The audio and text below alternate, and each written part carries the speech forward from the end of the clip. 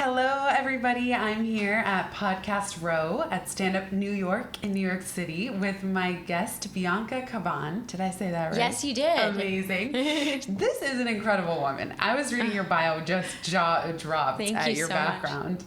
Bianca is managing director of SheWorks, a 20,000 plus global female founder community, and they've recently been acquired by Republic, who I had previously on the Pivot podcast as part of Podcast Row. So I love the full circle moment happening. Bianca is amazing. She was born and raised in the Bronx, New York. She is an alum of the World Economic Forum Global Shapers. She earned her MBA from Columbia Business School, a BA from Harvard. She launched a nonprofit accelerator for female entrepreneurs called Access Latina, and used to work on Wall Street, including at Credit Suisse, BlackRock, and Atlas Merchant Capital, where she conducted business in Africa, the Middle East, and Europe. You're amazing. Thank you so much, Jenny. Thank you. I appreciate it. Welcome to the show. Of everything I just said, what's your favorite thing on that list? That's a great question. I think my favorite is probably being part of the launch team of Access Latina, because for me, I think it was a moment in my career where it really solidified what I wanted to do. I loved supporting entrepreneurs. I loved supporting the women in the program and really helping them to achieve results. You know, a couple raised capital after the program. A bunch of them got amazing articles in Forbes and other large outlets written about their businesses. And so I loved that. I loved the ability to support and mentor those women-owned businesses. And so that's what really the reason why I do what I do today. You've had such an incredible background already. And I know that in your bio, the part I didn't read, you said your mom is a nurse and your dad is a civil rights attorney. Yes. Which is such a powerful combination. How did those two professions that they had, how did it shape you? And then you kind of pivoted and went out of like the civil public service arena and into private wealth, finance, entrepreneurship, funding, and creating access for people who wouldn't otherwise have it. Tell me about that journey. So both how your parents shaped you and your unique path. Yeah, no, thank you for asking that, because I think for me that my parents and their experience really is such a critical part of who I am. And I feel really privileged to have had parents that were master's prepared and really emphasized education for me and my two sisters. And I think, again, a large part, probably the biggest reason why I was able to have the opportunities that I had. And so for them, I think you're right. They kind of chose the path of medicine and law to kind of serve the community in their own way. And for when I was first starting out and thinking about where to start my career, it was actually my father who said, I think you really should work on Wall Street. I think you'll learn a lot. You'll learn how to manage money, build wealth. And I think he had in mind the opportunity to kind of create wealth both for our family and also our community, and kind of reinvest and give back in that way. And so he kind of pushed me to work on Wall Street. And I think although I started my career path in more of a traditional kind of corporate setting on Wall Street, I think where I ultimately have kind of come to now and hope to continue in the future is this idea of how can capital be a force to revitalize economies, to lift people up out of poverty. And I've done some work for impact investing funds in my time. And this idea of impact investing is so interesting to me because I think I've seen it play out in kind of developing economies. When I did business in Africa, I've seen how powerful capital can be to drive economic development, to create jobs. So I think there is this force for good, and I think tech can also be that force. So obviously now I've kind of brought tech into the equation at a fintech company now. And so, but I think it really was this idea of seeing my parents find their profession and their path and find ways within their profession to give back, which I think is kind of, we're really blessed and lucky to be able to do. It's interesting. It ties into what James Altucher said today at lunch. So James, part of the whole feature of Podcast Row is James will interview someone later today, and he also got interviewed. Yes. And I mentioned this. I interviewed my dad in the lineup today, which was really fun. But it was it was powerful what James said about a lot of advice out there is go pursue your passion, and then later down the road you'll kind of struggle and find ways to monetize it. And he said, well, the other option is you could build toward monetization. You could create wealth for yourself or others, and then you could passionize it, or you could enjoyize it. You know, I forget the exact word that he used, but in a way, for you, starting on Wall Street kind of affords you that opportunity. Exactly. I think for me, learning the language of investing and valuation, and how to think about a business from a very business fundamentals, what makes a successful business.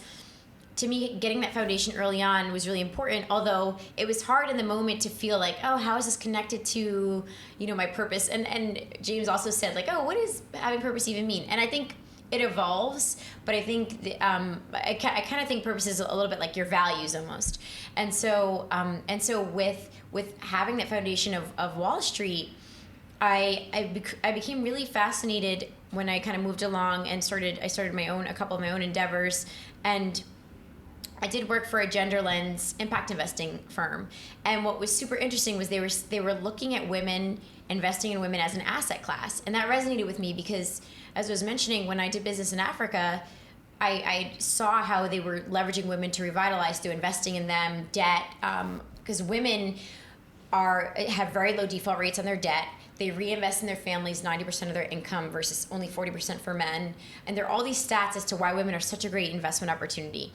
And so to me, I'm thinking like, I learned the language of investing. How do I now apply it to ways of kind of driving both financial return, but also impact and also, in terms of investing in women? And so for me, it's kind of like, I think it was important to establish that skill set and language to be able to talk to some of the top investors out there and speak their language and say things that resonate with them. Women control $10 trillion in purchasing power. And first of all, they themselves have it, and then they control 90% of both men and women. So that's when you start to speak those kind of numbers and facts and figures to investors, then they listen no matter who they are. So I think it's really powerful to have built that language. When I was preparing to chat with you, you mentioned that you met the president of Rwanda, and I was so compelled by this statistic that Rwanda has the highest percentage of women in parliament in the world. Yes. And that's part of his vision that he expressed to you about supporting women and really lifting them up. Exactly. I think what you can take from that is this is an economy and a country really that is reinventing itself and kind of starting from scratch, given they just went through a civil war 20 years ago. And when I heard him say that, it struck me as so powerful because he said, I can't afford to leave out half my population. Even if he wanted to or not. It's like, why can't everyone just get more? It's not even, it wasn't even like it was for social good that he was bringing women into all facets of his society. It was for economic imperative. So, and I think that's the way we should think about it in the US. I mean, women are the fastest growing group of business owners, and yet they're not reaching that million revenue threshold. There was a study American Express did where women-owned businesses they stagnate, they don't reach the million, and they fail because they don't have access to capital as the same as their male counterparts. So I think we have a lot to learn from developing economies who are kind of doing things in a new way, and they have to try new strategies because they have no other choice. And we have the opportunity to do that here. We mentioned your upbringing and having a nurse. Your mom was a nurse and your dad was a civil rights attorney. I'm from San Francisco, where you live now. Yes. You've been there a little over a year, in Oakland actually. Exactly. But working in the city. Yes. I really admire, so I've been in New York now about 8 years. Okay, wow. And I really admire people who are born and raised in New York City. I feel like they develop this superpower of moving through the world that I can't even fully put my finger on. But I'd be curious to hear of your experience growing up in the Bronx and in the greater New York City metro area. Mm-hmm. How did that shape you as a person? Do you feel that it gave you a unique skill set for navigating the world? Yeah, I think it's so interesting because it's growing up in New York is such a huge part of my identity. I mean, at one point I just was so gun-ho about being a New Yorker, I almost prioritized that. I remember when I was younger, I almost felt like I'm a New Yorker, then I'm an American. Like I was so New York, it was just in my blood. And I think because I feel incredibly indebted to this city that has afforded me and my family so much opportunity. My grandparents came from Puerto Rico to New York in the 1940s and, in search for economic opportunity. And then, my mother was born here in New York, and my father actually, his mother was born in Brooklyn. So I'm like really third and fourth generation New Yorker. My mom was born in the Bronx. My dad was born in Brooklyn. So we've had so many generations in this city, and the city has done so much for us. My dad was educated in New York City public schools, literally from kindergarten through law school, all New York City public schools. And my mom also went to CUNY, the City University of New York system, for college and for her nursing and master's. So I just feel so indebted to this city. I think it has shaped me in so many ways, from the just diversity of schools of thought, of every different kind of person you get exposed to. Growing up in the Bronx and then going to high school in Manhattan, I was exposed to all different socioeconomic backgrounds. And so I think what that does is it has allowed me to just be able to communicate with all kinds of people. I mean, for me, I think it was equally as interesting speaking to the janitor of my office as it was speaking to the president of Rwanda, of a head of state of a country. Like, to me, it was just as easy, frankly. And I think that's just a product of growing up in New York, where you're just you're thrown into the city. You never know what you're going to expect. You never know who you're going to meet. But I also think now, actually, having moved to Oakland and moving to a new city, it has made me reflect on the newcomers. So you said you've been here 8 years. I think basically you're a New Yorker. I think maybe the rule is 10 years, but we'll give it to you. We'll give you the 8 years. Thank you. You're a native New Yorker too. And I think the people that come to build their dreams are just as important as the ones that were born here. And I think that's exactly what makes it such an amazing place.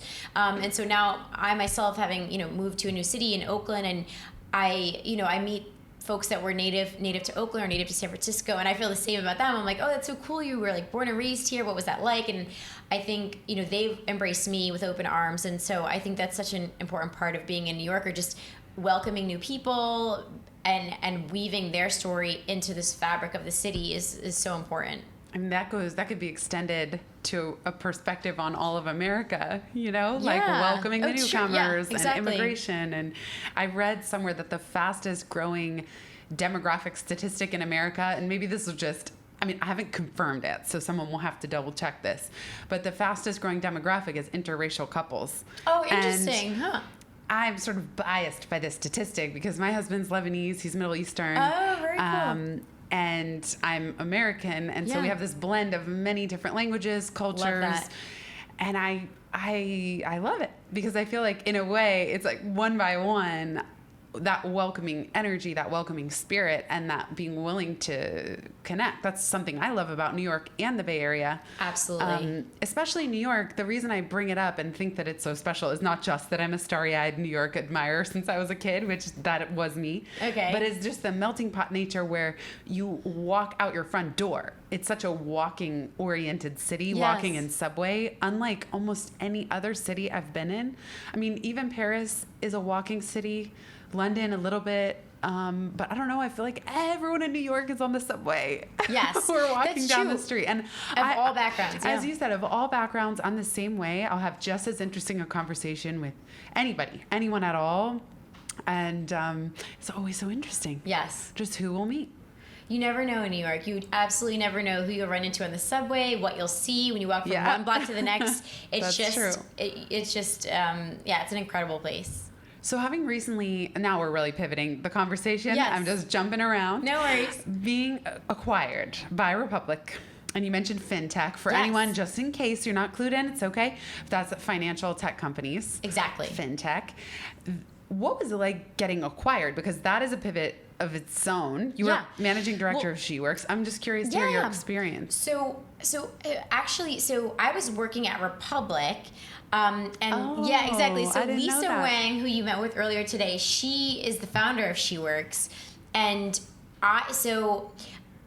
so while I was heavily involved in the acquisition process, it was on the Republic side of things. Oh, exactly. I didn't know that. Yeah. So, but what's interesting is, so I was previously, I still am at Republic. I was leading partnerships at the time, and our CEO Ken came to me and said, we're interested in acquiring SheWorks, and I knew SheWorks because I had done work with Lisa through my work on partnerships at Republic. So we had done events together, content for founders and investors.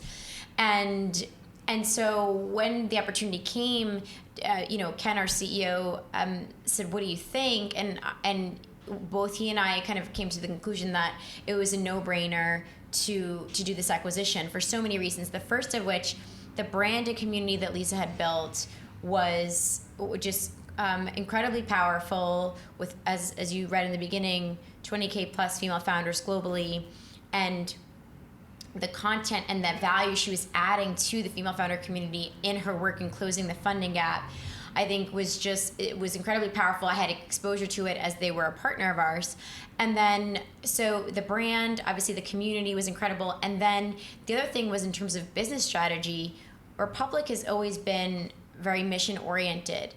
And one of the things we pride ourselves on is over 40% of the capital on our platform to date has gone to a company with a female founder, and that's versus 12% for the traditional venture capital industry. So we're beating the industry. We're approaching parity. We obviously have more work to do, and it's never going to be finished.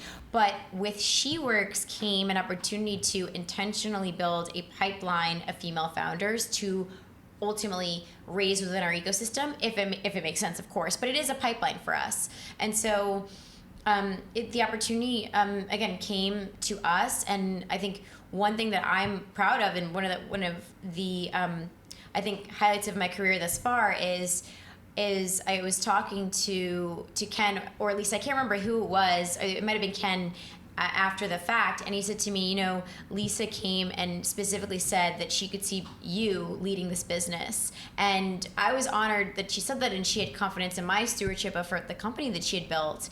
But I feel like that's definitely a moment in my career that I'm really, one of the ones I'm most proud of, that she identified me as a potential leader. Because as you know, with these sorts of businesses, you do need someone who's leading, who's working day in and day out to build this community, and who's the face. And so I was honored that Lisa thought I could fill her very big shoes, which I have a lot of work to do so, but yes. So we were talking about systematizing a business to the point where it can even be acquired, or where someone like you can step in to run it.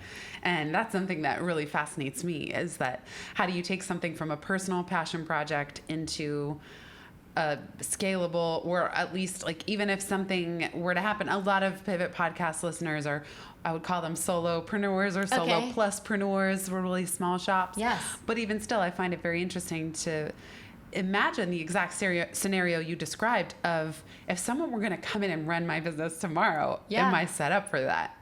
Interesting. Yeah. And I think she has, she's, I think, with her ability to productize her brand and also scale authenticity, it's just amazing to see what she's done, because it's very difficult to do that in terms of, how do you run events day in and day out that where basically the majority of time there's just overwhelming positive feedback from the founders, female founders, that are saying this exposure was incredible for me, the ability to build relationships with my peers, like that, create that value and do it over and over and over again.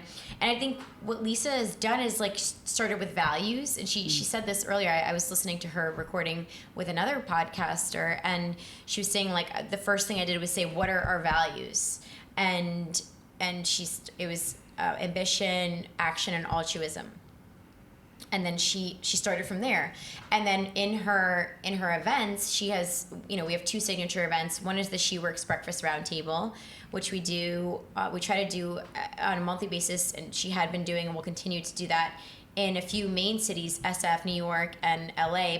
But she had, at one point, she was in also Tel Aviv, London, Toronto. So we want to kind of pick up on that global expansion and keep it going. But and she just has this formula that I think cultivates all those values, where she starts every breakfast with, what is your win of the week, personal and professional?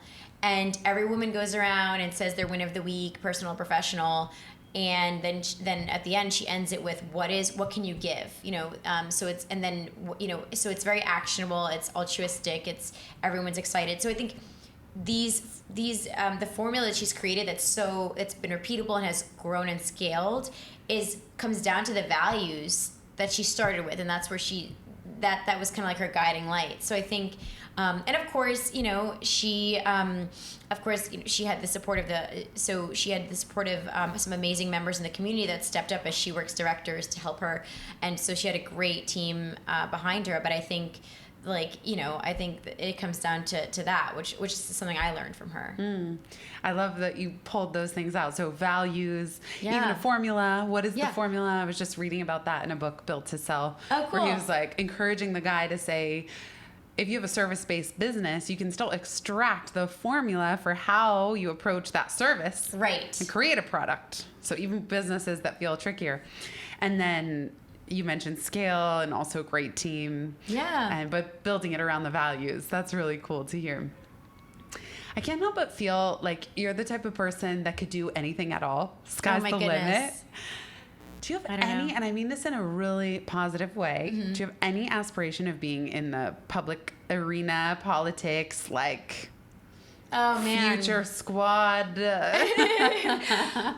It's so funny. I just feel like you'd be so good at it. And I said I mean it in the best way because I'm politics is so dreadful sometimes. I know. But man, you'd be superstar. Oh my goodness. It's funny. I appreciate you saying that. It's a huge compliment. I take it as a huge compliment. Maybe I shouldn't, but I do. But I think... No, it is. That's how I meant it, at least. Yeah. It's funny. I delved into a little bit. So when I was in college, I had an internship at the New York City Council, and we were I interned in the Policy and Investigations Division.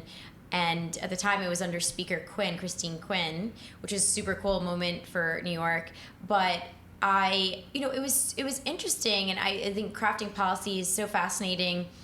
I don't know. I can't say why or why not. I just didn't go that direction. I think I just couldn't. I also see you moving a lot faster than that. I think that's what's appealing about the tech world and even the Bay Area. I also, as I asked that question, I could also see you're going to fly through whatever it is you set your mind to. And I do think the public arena is a little different than that. It's tough. It's a little slow. I appreciate that. But I think,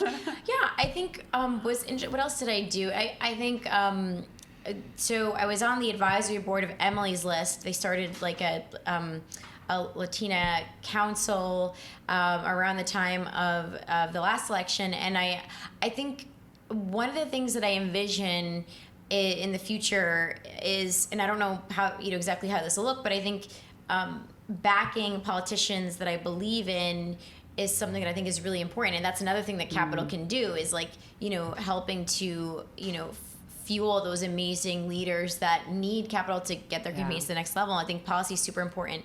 Maybe, who knows, in another life I'll pursue some sort of opportunity in politics, but it seems hard. I know it does. And it's funny because it's not, business is hard. So many things are hard, but I think for whatever reason, I think being in such a public arena I think it's hard. I feel for some of the, younger politicians who I think their whole lives are on display, and it's just tough. But I think maybe one day, I don't know.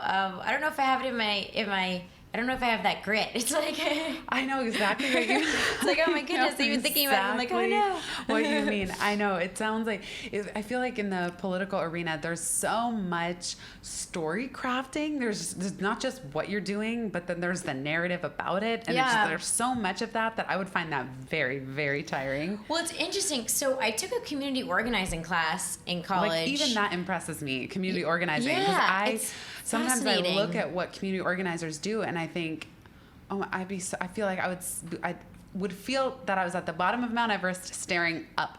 Yes. And I admire the people who still roll up their sleeves and try to start making change from the grassroots level. Exactly. And I think what that taught me was,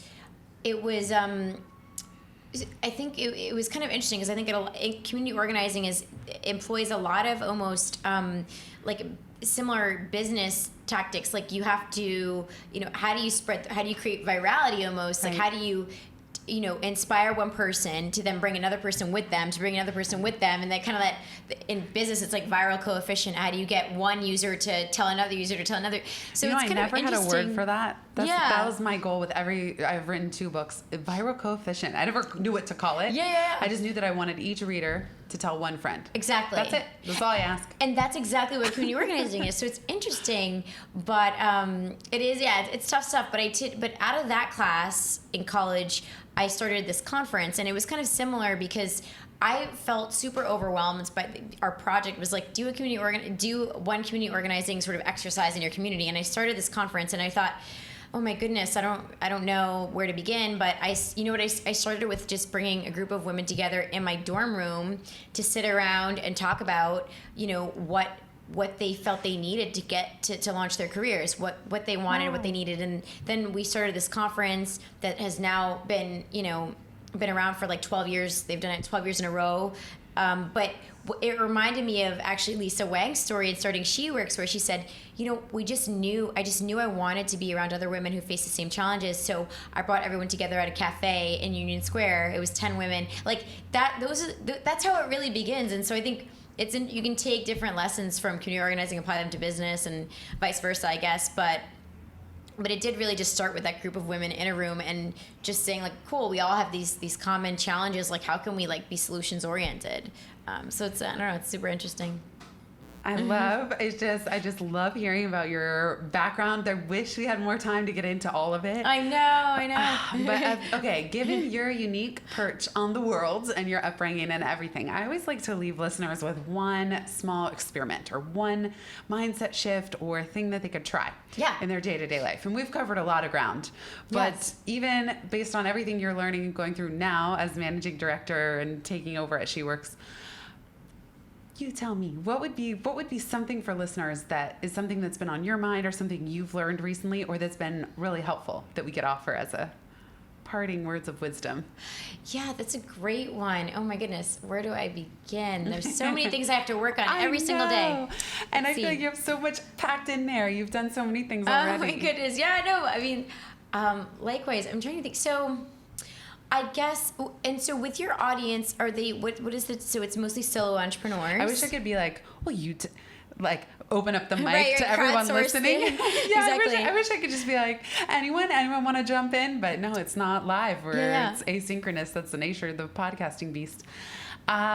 This is funny. I know who Pivot Podcast listeners.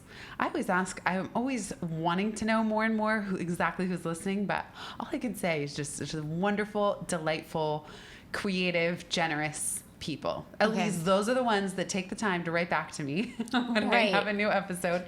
A lot of side hustlers, a lot of solopreneurs, a lot of successful career people, business owners. I really think it runs the gamut because my show's kind of all over the place. I don't really narrow it down to any one thing. Yeah, no, that's great. So I would just say that one thing that sort of in times where I feel like fear or uncertainty or insecurity is I think about a role model, and it doesn't have to be someone in your field or in your space or in your industry. It can be your favorite fiercest diva, pop star singer that you love. It can be anyone. It can be, a family member. It can be a politician you follow or a business person you follow. And I think when I find myself feeling like, how can I do this? I think I channel that person. Mm-hmm. And it's almost kind of a form of visualization, but it's kind of both, you're kind of thinking about that role model, but you're also thinking about yourself, thinking about gathering strength from, if they can do it, I can do it, or at least, they've been through this and they've persevered and I can too. So it's a combination of thinking about a role model and channeling them, but also self-visualizing your own success And I think that just helps. I mean, it's a work in progress, right? But I think it just helps sometimes during those hard moments of, can I really do this? It's funny that you bring that up, because one of the most powerful coaching exercises that I ever use, not because I invented it, but whenever I do a lot of one-on-one coaching, I've done it for over 10 years, and without fail, the question that creates insights every single time, aha moments and profound transformation, is, who's someone you admire? They'll tell me, and I say, okay, let's do a quick role play. I'm you, and I'm gonna call them on the phone. And so if they say, it's Oprah, and I say, great, you be Oprah, I'm gonna call you on the phone. Okay. Oprah, it's Jenny. I'm just really overwhelmed right now. I don't know where to put my time and focus, and I feel like I'm failing at everything. And in that moment, then my coaching client starts channeling this person that they admire. And the wisdom that comes out of their mouth is so brilliant. And they will go for 10 or 20 minutes, even sometimes. And they are like, at the end of that exercise, like, where did that come from? That's amazing. And they have it. The wisdom is within them. Yeah. But just as you said, by channeling someone you admire. And I used to do an exercise in meditation where I would picture a council of, in my case, the council was mostly women, although I have male and female mentors and friendtors. Absolutely. But in this council, I was sitting at a table with them, and I pictured these female, they were authors, what they would tell me, what their advice would be. And some of them I did know in person, and then others I didn't. But I was still somehow able to glean what their wisdom from me would be, or what they would say. And that takes it to the next level. I'm going to create a council. That's my actionable takeaway from. I love that idea. They're available to you, and then people. Great. I wish more people would realize, like, you don't have to pick everyone's brain over coffee and like only connect with people you can access directly. Right. And I'm not saying go like energetically vampire onto people and take their energy, but you can just imagine your favorite people are sitting in the council of your brain or your heart. Yes. And how they'd be speaking to you and what they would say. So yeah, let me know how it goes if you try it. I will. I love that idea. That's great. Thank you so much. This was such a joy, Bianca. Where can people find you if they want to keep in touch? Definitely. So they can email me at bianca@sheworks.com, or my Twitter handle is @Bianca_Caban. And I'd be happy to connect on LinkedIn and all that great stuff. Amazing. Thank you so much, Bianca. Thank you. Thanks, Jenny. Yeah. Awesome. Yay. Congrats. We did it. Shake, hug, all the things. Exactly. Yeah. Love it. I was debating whether to be like, enjoy those avocados for me, the California avocados. Oh my God, they're so good.